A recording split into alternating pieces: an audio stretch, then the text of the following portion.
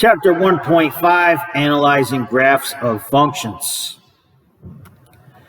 Increasing and decreasing functions. All right, consider the graph shown. As you move from left to right, the graph falls from -2 to 0, constant from 0 to 2, and rises from 2 to 4. Let's take a look. All right, so here's the graph they are referring to.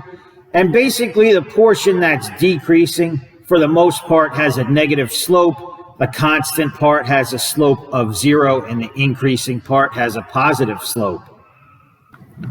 All right, so negative, 0, and positive.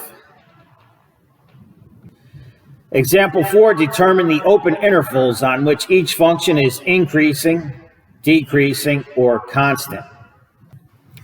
All right, so for this function here, in this section, it is positive. And in this section right here, it's negative. And in this section right here is positive. Okay, so the first section, this is, if you look at, we're looking at the y's. This runs all the way down to -infinity. Okay, and for the x as well, I should say. So this, if this kept going, it would be all the way to -infinity. And right here, this point is x equals -1. So the first section right here, it's increasing from -infinity to -1. Okay, and you use the parentheses because it turns around at -1. Okay, and then in this section here, it runs from -1 to x equals +1. Okay, so it's going to be decreasing from -1 to +1. And then finally, in the last section, it's increasing from 1 to +infinity. All right, so it's increasing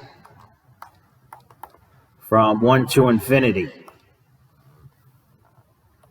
All right, so that's for this graph right here. All right, for part B, we see this portion right here is increasing. And we see this portion right here is constant. That has a slope of 0. And we see this portion right here is decreasing. All right, so let's see. For the part that is increasing, this keeps going to x equals -infinity. All right, so it starts at -infinity, and it runs to x equals 0. See, if we trace this to the x-axis, that's x equals 0. All right, and then the next portion is constant.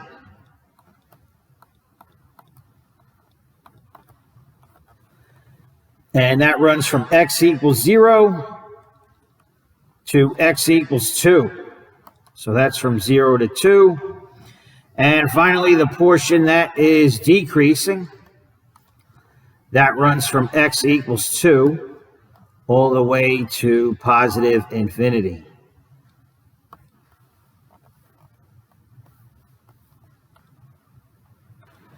All right, part C, this is tricky. All right, this is actually increasing the entire time. So if you go from x equals -infinity to +infinity, it is actually increasing the entire time. All right, for part C, this function may appear to be constant on an interval near x equals 0, but for all real values of x1 and x2, if x1 is less than x2, then x1 to the third is less than x2 to the third. So the function is increasing on the interval. So basically what they're saying is this graph right here is the graph of f of x equals x to the third. In other words, y equals x to the third.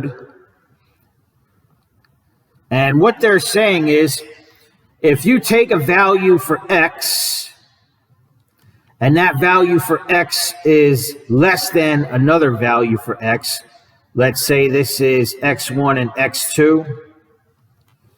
What they said was, if x1 is less than x2, then x1 to the third is going to be less than x2 to the third. All right, because this is the graph of x to the third. So if the x value is less than a certain x value, the y value, once you cube it, is going to be less than that y value as well. See, this x1 to the third, this would be y1. This x2 to the third would be y2. So that's the point they're trying to make. All right, relative min and relative max values, the points at which a function changes its increasing, decreasing, or constant behavior, are helpful in determining the relative min or relative max values of the function. All right, so a relative min or relative max is also referred to as local min or local max. Okay, so this would be the example right here. So they just call it relative or local max, relative or local min, because it's not the absolute highest or lowest point. Okay, it's relative to the surrounding points. For instance, if we just highlighted, let's say we just highlighted this section here. Okay, out of this section here, this would be the lowest point. Okay, and you can do that for other parts of the graph as well. Let's say we highlighted this section of the graph from there to there. This would be the highest point relative to this section right here. All right, it says use a graphing utility to approximate the relative minimum of the function. All right, so I am going to do this on the Desmos graph. All right, so I graphed 3x squared minus 4x minus 2. Okay, and this is the graph right here. You can zoom in and out, and we can see that it's basically a parabola, and it just keeps going up. So if we look at the relative min, that's about right here. And if we zoom in, okay, the min is the lowest point. So we're looking at the up-down part, which is the y-coordinate. So the relative min is negative 3.333, repeating. All right, so they said the same thing by using the zoom and trace features, or the minimum feature. So the point is 0.67, negative 3.33. The relative min is approximately negative 3.33. All right, later in section 2.1, you will learn how to determine that the exact point at which the relative min occurs is this right here. All right, so if you want to try it on your Chromebook, you can graph this function here, y equals negative 4x squared minus 7x plus 3, and see if you can find the relative maximum. All right, so I typed in this function here. All right, we have our graph. You can zoom in and out. All right, but clearly we can see the maximum is right about here. All right, so the maximum point is negative 0.875, and the actual maximum is 6.063. All right, 6.063 for the max. Average rate of change. Okay, so we already learned about slope between 2 points. And if you take 2 points and find the slope, the line through the 2 points is called a secant line. All right, I'll show you in the drawing. And the slope of this line is lowercase m with a subscript SEC. All right, so it's basically m secant. That's the slope of the secant line. I'll show you in the diagram. All right, so let's say you wanted to find the slope from this point here to this point here. Well, you cannot go along the curve, okay, because the slope of this curve is changing. But if you go from this point to this point and you draw this line here, the slope between these 2 points is going to be the slope of this line, okay? This is called the secant line. So if you want to find the slope, it's still going to be change in y over change in x. All right, notice, remember in the past, when you have f of x, that's basically the same as y. Okay, so f of x1 is the same as y1, and f of x2 is the same as y2. All right, so this distance right here is basically just the change in x. Right, that's delta x. And this distance right here is basically the change in y. So it's really the same formula as the slope. All right, so the average rate of change in the function from x1 to x2, these are the y coordinates right here. This is y2 minus y1, and this is divided by x2 minus x1. All right, so it's still the same thing. It's change in y over change in x. Remember, this is delta y divided by delta x, and that is the slope of the secant line. Example 6, find the average rate of change of the function f of x equals x to the third minus 3x from x equals negative 2 to x equals negative 1. All right, we'll do part A first. All right, so basically we're finding the slope of the secant line. So it's basically change in y divided by change in x. All right, and remember, for the change in x, since we're going from x1 to x2, in the denominator, it's going to be x2 minus x1. And in the numerator, it's y2 minus y1. Okay, but we can't write y2. We can write that, but really the professional way to write it is going to be f of x2 minus f of x1. All right, so we basically have to find these values. All right, so I'll do that part separately. If you plug in, let's see our values first. In the denominator, x2 minus x1, it's going to be negative 1 minus negative 2.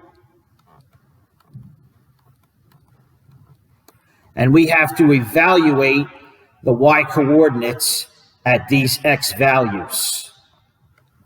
So for now, since x2 is negative 1, we're going to evaluate f of negative 1 and subtract f of x1, which is negative 2, f of negative 2. All right. So let's see. I'll do this off to the side here. If you did f of negative 1, that means you're plugging in negative 1 for the x value.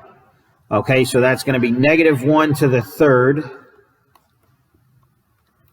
minus 3 times negative 1.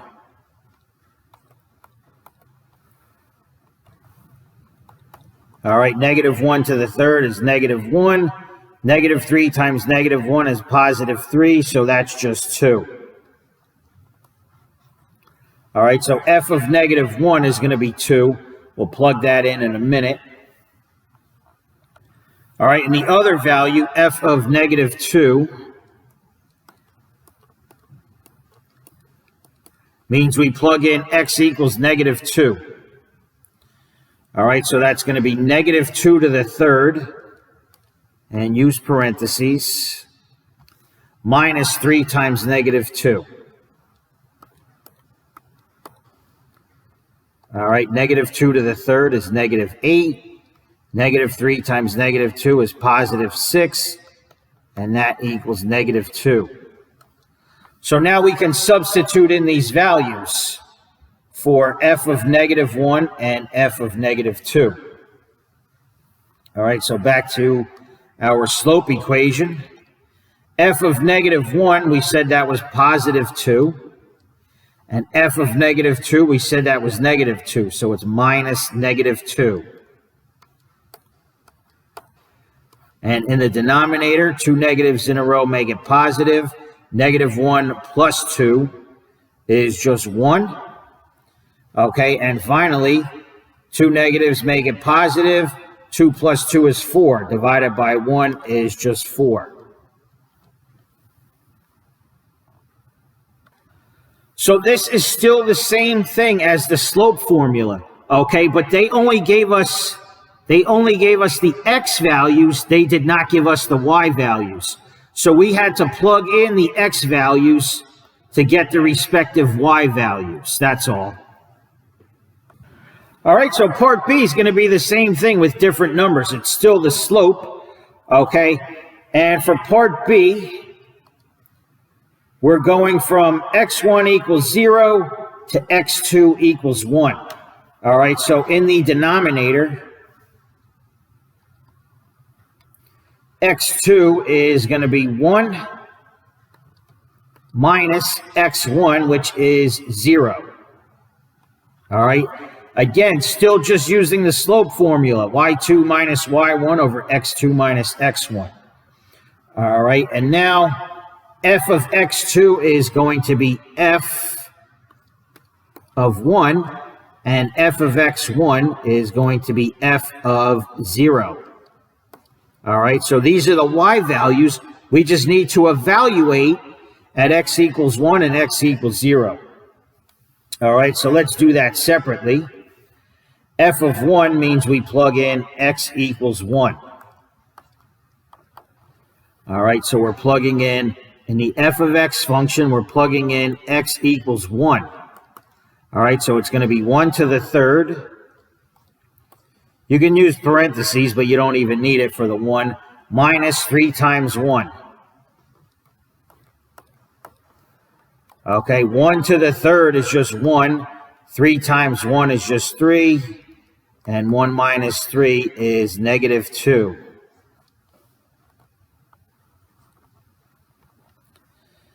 All right, so that's for f of 1. And now f of 0, same thing. We're just plugging in x equals 0. So it's going to be 0 to the third minus 3 times 0.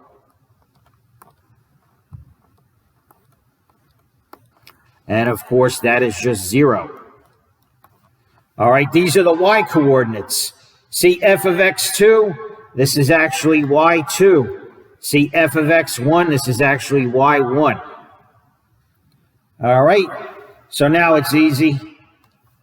Finishing up here, f of 1 is negative 2 minus f of 0, which we said was 0, and that's divided by 1 minus 0, which is 1. Negative 2 minus 0 is negative 2 divided by 1, and that equals negative 2. All right, please pause and try the checkpoint problem. Okay, the average rate of change, this is a function, this is the function right here. All right, and then for part A, you're going from negative 3 to negative 2. And then for part B, you're going from negative 2 to 0. So please try that. All right, so for part A, we're finding the slope of the secant line. Okay, and it's going to be change in y. So f of x2 minus f of x1 divided by a change in x, x2 minus x1. All right, let's do the denominator first. We have -2 minus -3.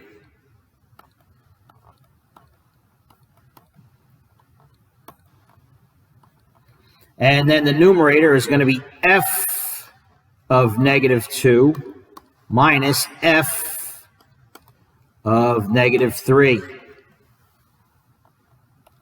All right, so we need those values. At f of -2, we have -2 squared plus 2 times -2.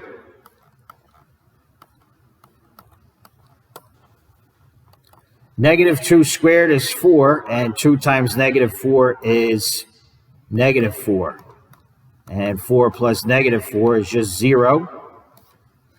Now f of -3, all right, -3 squared plus 2 times -3. -3 squared is 9 minus 6, and that equals 3. All right, so we can use 0 and 3 for the y values, and now we're in business. F of -2 is 0 minus f of -3, which is 3. And here on the bottom, 2 negatives make it positive. 3 minus 2 is 1.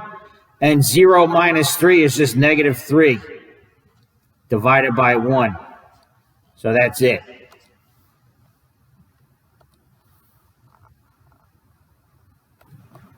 Okay, part B, same thing. Let's do the denominator first. We're going from -2 to 0. So we're going to start at 0 minus -2. All right, and in the numerator, f of 0 minus f of -2. All right, so we have to evaluate the function at 0. All right, so f of 0 means we plug in x equals 0. 0 squared plus 2 times 0. That's just 0 plus 0. All right, and f of -2, well, actually, we just did that before. Let me see, I erased it, but if you plug in -2, that's going to be 4 plus -4, which is 0. All right, we did that one in the previous part A. F of 0 is 0 minus f of -2, which is 0, divided by 0 plus 2. Okay, so that is just 0. Make sure you don't get a 0 in the denominator, then it's undefined. But this one is an actual slope of 0. Example 7, the distance s in feet of a moving car is from a stoplight. It's given by this function here. All right, so this is the distance, and where t is the time in seconds. Okay, so you can see the t right there. And they want us to find the average speed of the car from t1 equals 0 to t2 equals 4 seconds. Okay, so the same thing applies. The average speed is just going to be the slope. All right, so it's going to be the slope of the secant line. All right, so same thing we've been doing. F of x2 minus f of x1 divided by x2 minus x1. Okay, this is still the slope formula. This is change in y over change in x. All right, as always, I like to write the denominator first. So it doesn't matter the variable, okay? They use t because t is the time in seconds, but the s of t is basically y equals, and the t is basically the x value, okay? So you can say that it's the same as 20x to the power of 3/2. That's the same thing, all right? So they just use different variables. Anyhow, we're going from 0 to 4 seconds. All right, so the x2 is 4 and the x1 is 0. On the numerator, f of x2 is going to be f of 4, and f of x1 is going to be f of 0. Okay, notice it matches the values in the denominator. All right, so let's see, using a different color here, f of 4 means we're plugging in x equals 4 or t equals 4, same thing, right in there. Okay, so it's going to be 20 times 4 to the power of 3/2. 20 times 4 to the power of 3/2. All right. All right, so let's see, 4 to the power of parentheses, hold on a sec. Okay, we'll try again. 4, this is the exponent button, to the power of parentheses 3 divided by 2, close parentheses. Okay, this is the exponent right here. It's basically 4 to the 1.5. You hit equals, you get 8, and it was 20 times that, so times 20, that's going to be 160. All right, so f of 4 is going to be 160. And then f of 0, hopefully that's pretty easy. F of 0 is going to be 20 times 0 to the 3/2.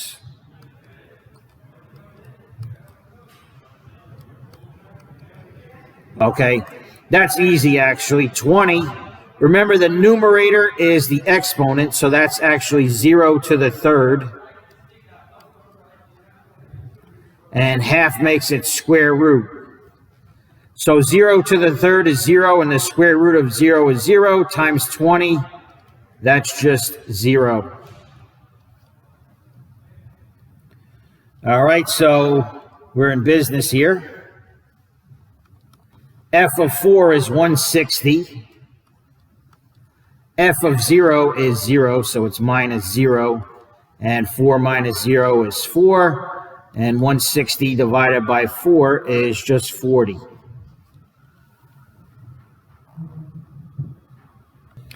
This part right here, I did it manually, but if you enter 0 to the 3/2 or 0 to the 1.5 on the calculator, you'll just get 0. All right, please try the same problem going from t equals 4 to t equals 9 seconds. You're going to have to plug in those values. Okay, x2 minus x1, that's going to be 9 minus 4 in the denominator. And of course, this is going to be f of 9 minus f of 4. All right, so we have to evaluate those. F of 9 is going to be 20 times 9 to the 3/2.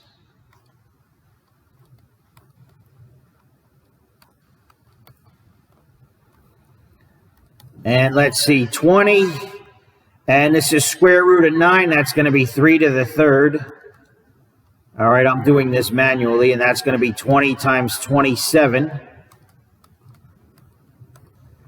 which equals 540. All right, this denominator means square root of 9, so I took the square root of 9 and got 3, and that's to the 3rd power. All right, and then f of 4 That's going to be 20 times 4 to the 3/2.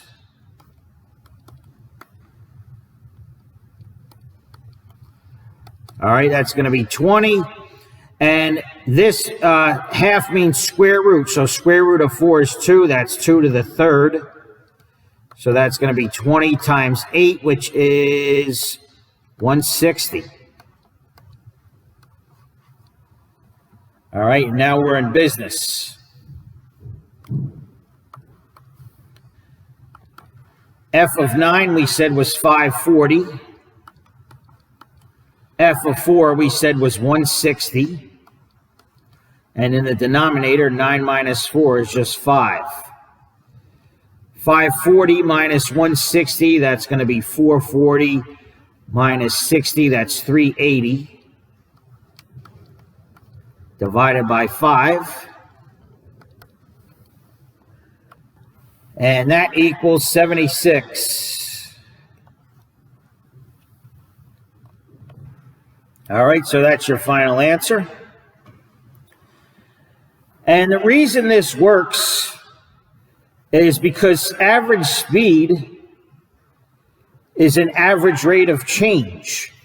Okay, we know that slope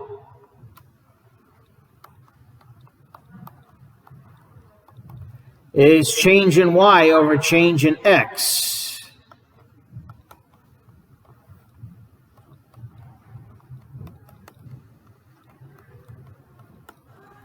All right, and if you do speed, that's going to be change in distance divided by change in time. All right, so it's really the same thing. That's why speed is usually a distance divided by time. Let's say miles per hour. Because speed is a change in distance divided by a change in time. And that's why the slope formula worked.